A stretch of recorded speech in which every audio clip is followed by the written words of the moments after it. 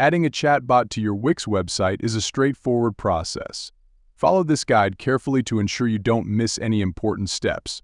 Firstly, open your favorite browser, such as Google Chrome, and navigate to your Wix website by logging into your account.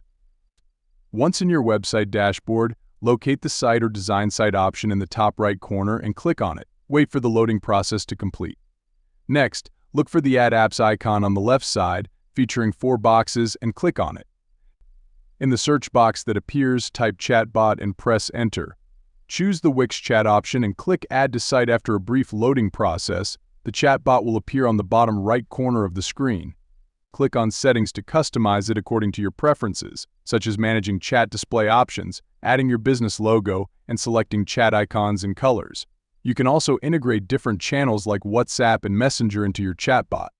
Once you've completed the necessary settings, click on Publish. Finally, click on Preview to see the chatbot live on your website. That's it.